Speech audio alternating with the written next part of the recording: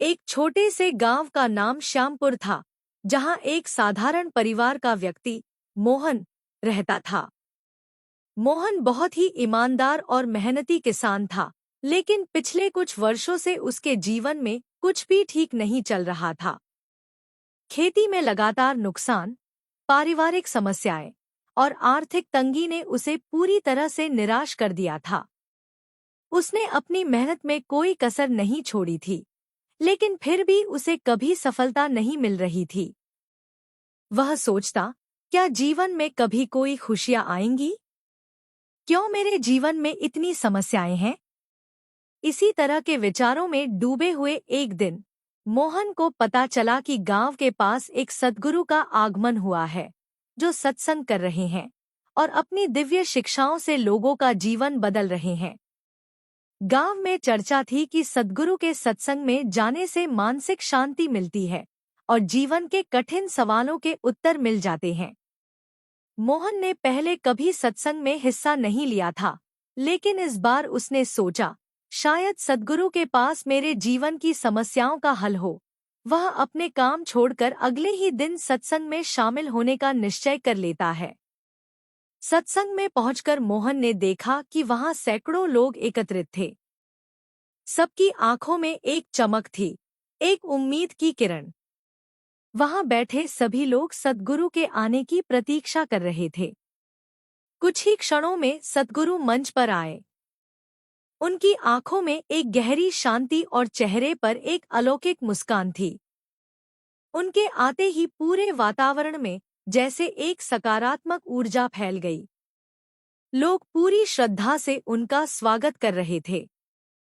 सद्गुरु ने अपने वचनों की शुरुआत इस बात से की कि प्रत्येक व्यक्ति के जीवन में दुख और सुख दोनों का अपना महत्व है। दुख हमें सिखाते हैं कि हम अपने भीतर झांकें, अपनी कमजोरियों को समझें और अपने आत्मविश्वास को बढ़ाएं। हमारे जीवन की हर घटना हमें कुछ सिखाने आती है। मोहन ने बड़े ध्यान से सद्गुरु के वचनों को सुना। सद्गुरु ने कहा, हम अपने जीवन की समस्याओं को अक्सर बाहर के कारणों पर थोपते हैं, लेकिन वास्तविकता यह है कि समस्याओं का हल हमारे भीतर है। जब हम खुद को बदलने का प्रयास करते हैं, तो धीरे धीरे हमारे बाहर की दुनिया भी बदलने लगती है। अगर हम खुद को, अपने विचारों को, अपने दृष्टिकोण को बदल लें, तो परिस्थितियां भी हमारे अनुकूल होने लगती हैं। सद्गुरु के वचनों ने मोहन के हृदय में गहरी छाप छोड़ी। उसे महसूस हुआ कि अब तक उसने अपने दुखों का कारण दूसरों को समझा था, लेकिन आज उसे पता चला कि शायद वह खुद ही अपनी समस्याओं का कारण है। उसने सोचा, अगर मैं अपने जीवन को सकारात्मक रूप से देखना शुरू कर दूं और अपने दृष्टिकोण में बदलाव लाऊं, तो शायद मेरे जीवन में भी खुशियां लौट आएं।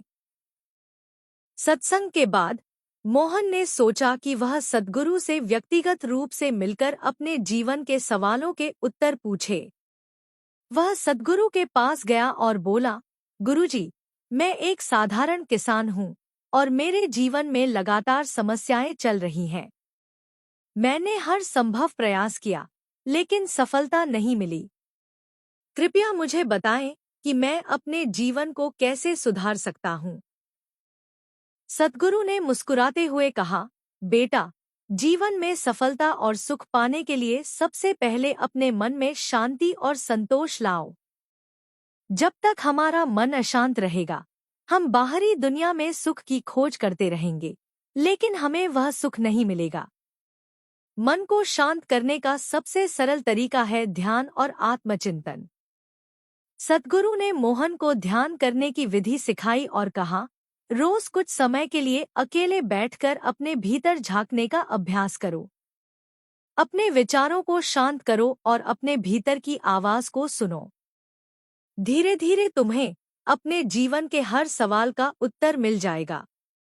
मोहन ने सद्गुरु के बताए गए निर्देशों को पूरी निष्ठा से अपनाया।